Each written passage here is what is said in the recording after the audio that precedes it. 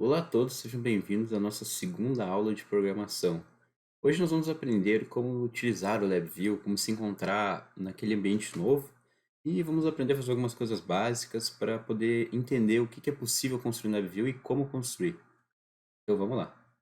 Então aqui eu já estou com o meu LabVIEW aberto e a primeira coisa que a gente vai fazer vai ser clicar aqui nesse Blank VI, que é basicamente para a gente poder criar uma programação nova para poder testar e aprender as coisas. Vamos criar aqui, ele já vem direto, como vocês podem ver. E aqui a gente vai entender o que está acontecendo. Vocês podem ver que abriram duas guias, mais essa paletinha aqui do lado. Bom, a gente pode fechar ela por enquanto. E primeiro vamos focar nisso aqui para entender o que é. Bom, a estrutura do LabVIEW ela é formada por duas partes, vamos dizer assim. O front panel e o block diagram. Vamos até deixar eles em tela cheia aqui. Para trocar de um para o outro, a gente segura Ctrl e clica E.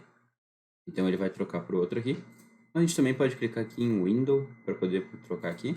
A gente também pode organizar aqui, ó, clicando em Window, colocar cada um de um lado.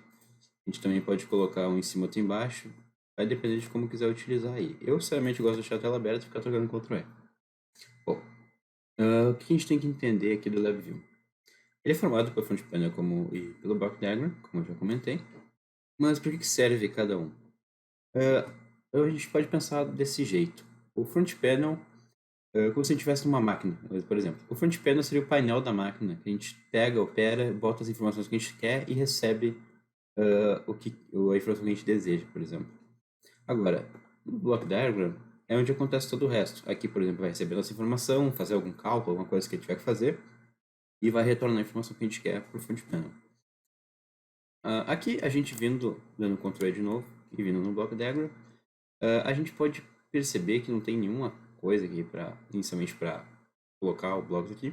Então a gente vai clicar com o botão direito e ele abre isso aqui, ó. A gente pode clicar também aqui, ó, nesse alfinetezinho aqui, poder deixar ele estático. Então se a gente clicar fora ele não vai sumir, normalmente se a gente clica ele sobe. E aqui todos os blocos, todas as estruturas que a gente vai utilizar. Ele é separado por abas aqui, como vocês podem ver. Ele tem diversas abas, cada uma sobre alguma coisa. Em geral, a gente fica nessa aba de Programming mesmo, que é onde estão a maioria das coisas que a gente vai utilizar. As outras abas são para as coisas mais específicas. E para FRC, no caso, a gente também vai utilizar a última aba aqui, que a gente pode ver que é a WPI Robotics Library. E, deixa eu pegar aqui que fica melhor de ver. Aqui, ela está com todos os códigos que a gente vai utilizar, desde ler um controle até atuar o motor e etc. Então, para a gente poder entender mais na prática como funciona, vamos começar construindo alguma coisa. Então, eu estou aqui no Front Panel e o que eu vou fazer? Vou clicar com o botão direito aqui, vai abrir a paleta do Front Panel, vocês podem ver que é um pouquinho diferente. Aqui ela tem várias pastas com os tipos de dado ou coisas de interação que a gente pode colocar e também tem outros estilos, por exemplo, porque o LabVIEW tem vários estilos de mostrar. Então, por exemplo, aqui eu vou fazer uma calculadora. E como é que eu faço uma calculadora? Nesse caso, eu quero somar A mais B e eu quero o meu resultado chamar de C. Então, o que eu preciso para poder fazer uma calculadora?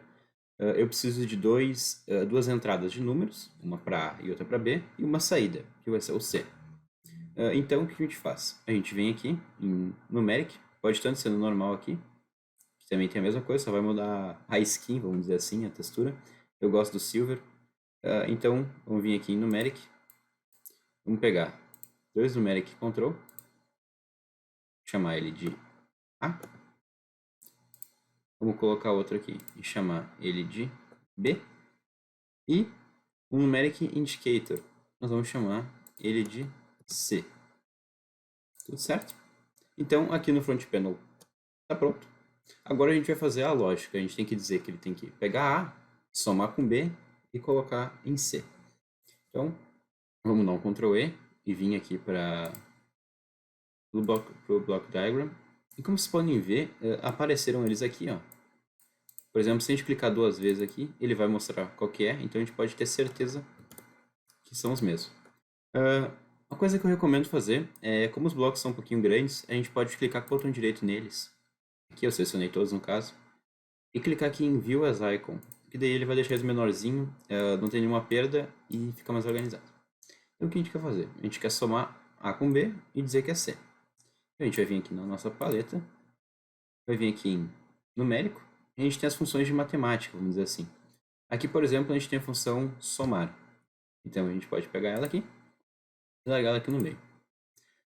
Toda vez que a gente pega uma função nova que a gente não sabe, eu recomendo utilizar o botão de ajuda do LabVIEW, porque ele é extremamente útil e bem intuitivo.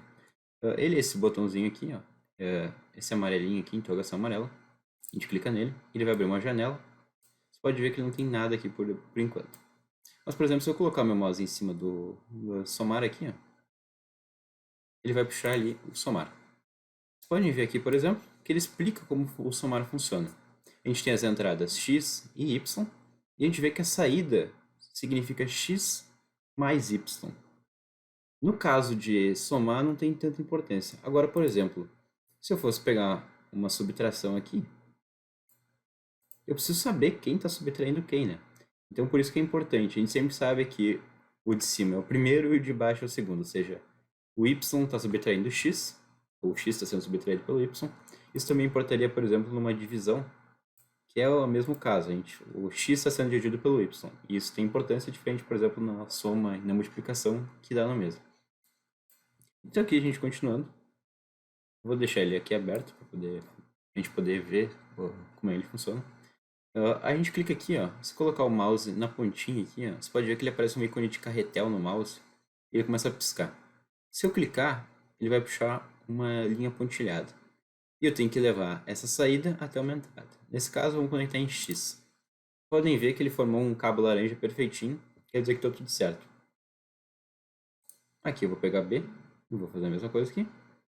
E vou ligar a saída disso aqui em C. Pode ver? Tudo certo.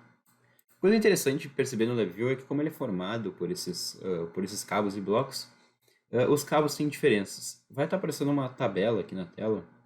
Ele mostra mais ou menos, podem estar vendo a diferença de cores e tamanhos. Então, por exemplo, a gente tem os cabos laranjas para números, mas também contando como números quebrados, por exemplo. Os cabos azuis, eles contam para números inteiros. Isso influencia no tipo de dados, já que o LabVIEW trabalha com diversos tipos de dados. Nós também temos os cabos verdes, que são para lógica booleana, ou seja, verdadeiro ou falso. E a gente também tem os cabos rosas, que são para strings, ou seja, para texto.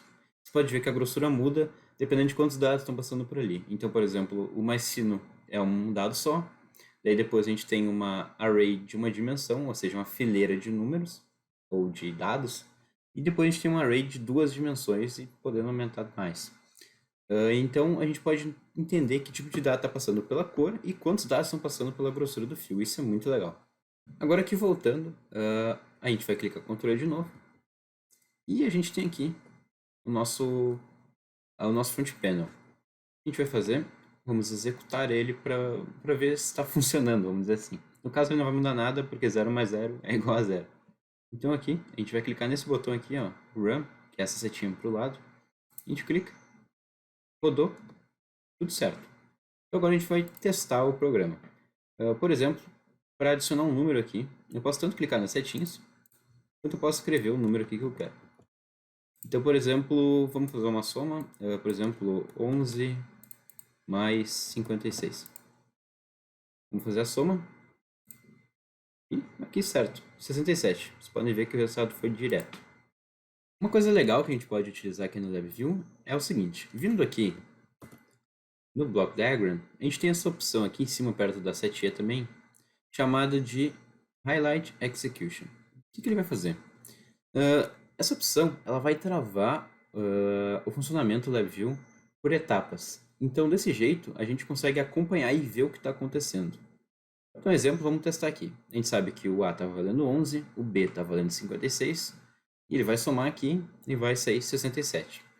A gente pode clicar aqui, vocês podem ver que agora a lâmpada está acesa, e vamos executar aqui. Dá para executar também pelo Block Diagram, vocês podem ver. Então aqui executando, ó, você pode ver que os dados foram e saiu aqui 67. Foi bem rápido, eu vou fazer de novo aqui para vocês verem. Mas aqui os dados e ele mostra exatamente o que aconteceu, passo a passo.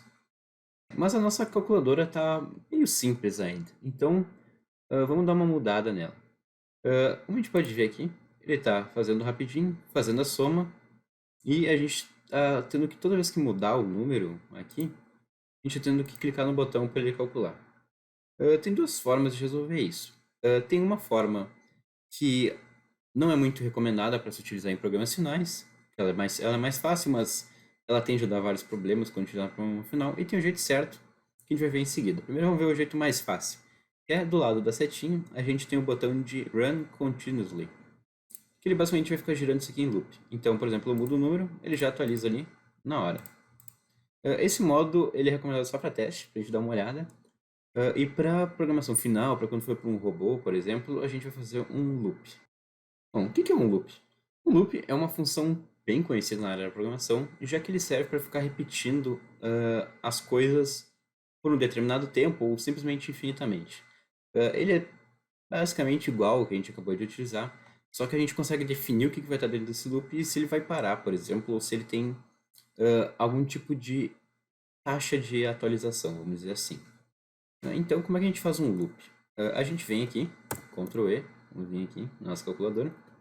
A gente vai clicar aqui com o botão direito e dessa vez a gente vai vir aqui em estruturas. Vocês podem ver, tem várias estruturas aqui. O loop é essa segunda aqui, ó, while loop. A gente vem aqui, ó, ele tem muda o mouse aqui, como vocês podem ver. A gente segura e arrasta aqui, onde a gente quer ter um loop.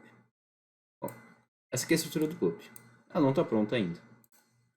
O que a gente tem que mudar aqui no loop? Vocês podem ver que ele tem duas coisas já, além da estrutura do loop aqui. Ele tem esse botão azul, que é a iteração do loop, e esse botão é o loop condition. O que serve cada um? O loop iteration, ele serve para saber quantas vezes esse loop girou. Então, por exemplo, se a gente quer parar o loop quando veio 5 vezes, ele deu 5 voltas, a gente quer parar, a gente vai usar essa função. E esse aqui é para determinar se a gente vai parar. Então, por exemplo, a gente faria uma junção, a gente perguntaria: o loop girou 5 vezes? Se sim, ele dá positivo para essa condição aqui para o loop. Então, se a gente quiser fazer a nossa calculadora ficar girando infinitamente, a gente tem que fazer duas coisas. Primeiro, a gente pode vir aqui no Loop Condition, bem aqui quando aparece o carretel, clicar com o botão direito e criar em Create Constant. Pode ver que ele criou uma constante falsa. Quer dizer que a condição para o loop parar vai estar sempre falsa, ou seja, ele nunca vai parar, a não ser que a gente desligue a programação.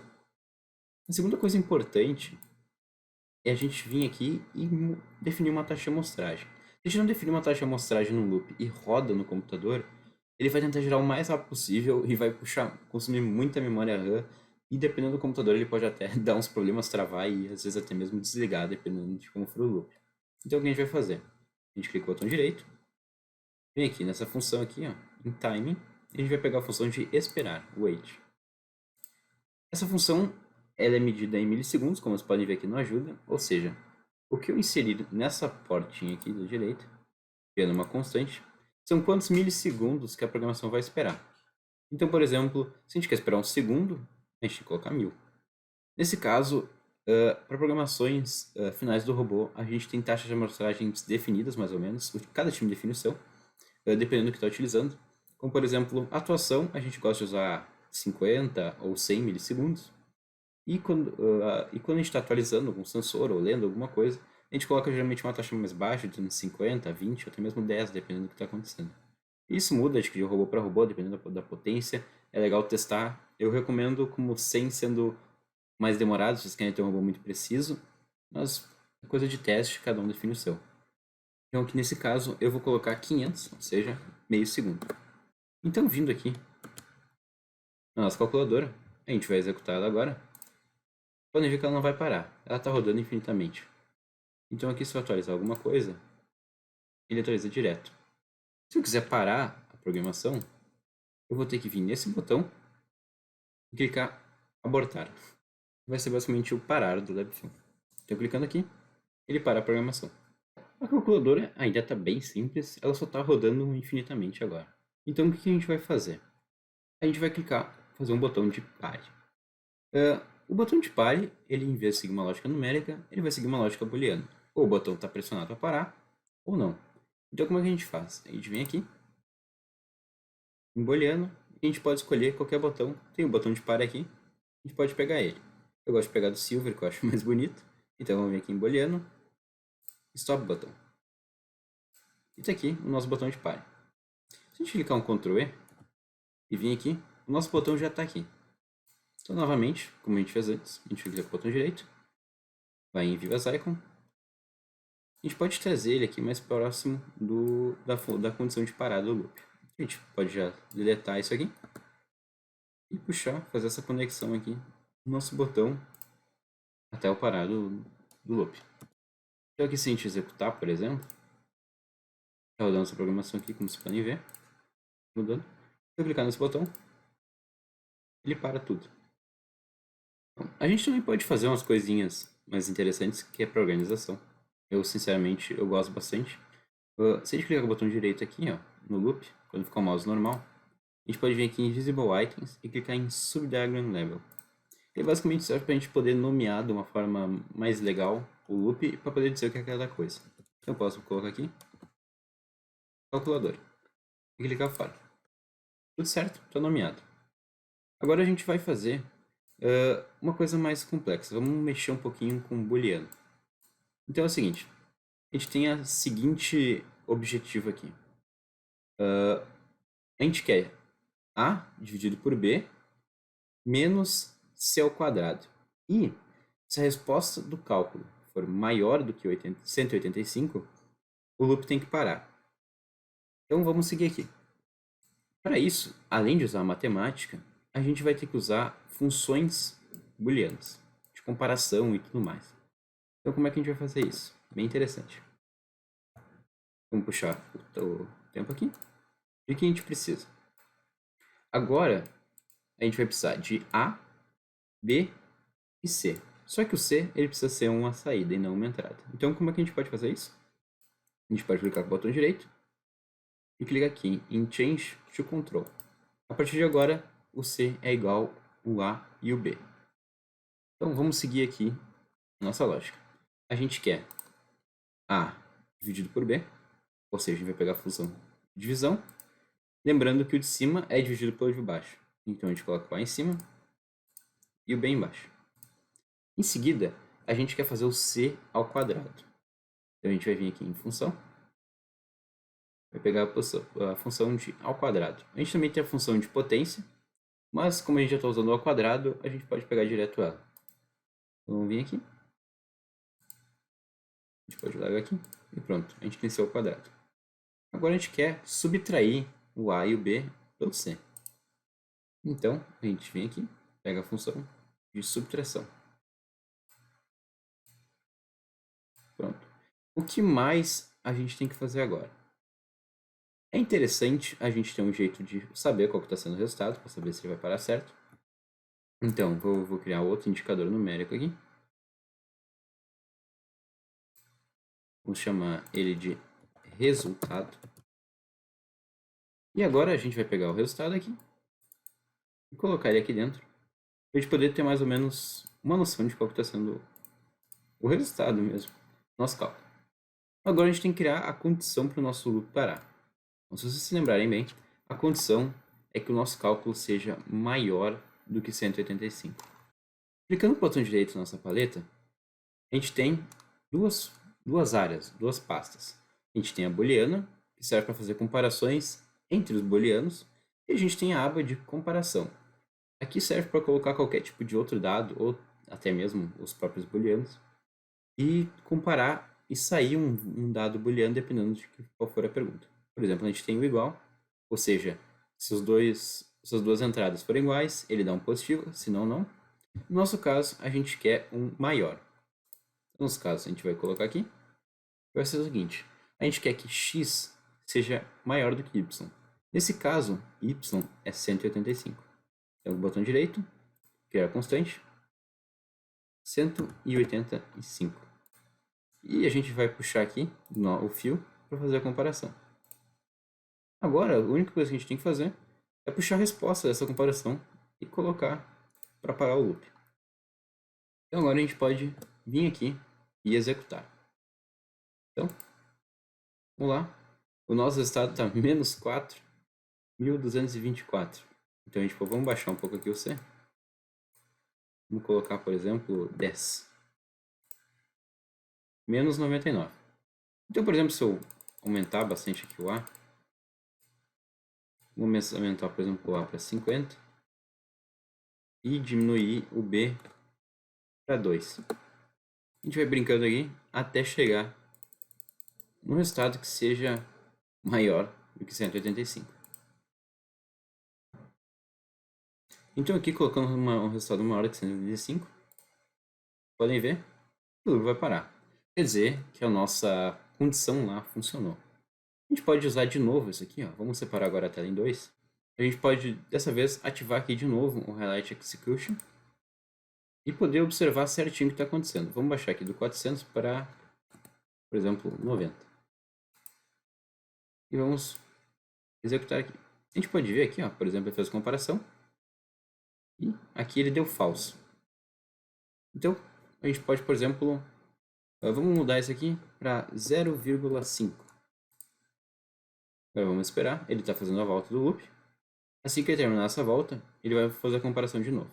Aqui saindo o resultado, 179, infelizmente não é maior que 185. Então vamos aumentar aqui para 100. Então agora fazendo o de novo, podem ver que ele vai fazer a comparação aqui, vai fazer a subtração, 199 é maior que 185? Sim. Então agora ele vai parar o loop. Pessoal, parou, tudo certo.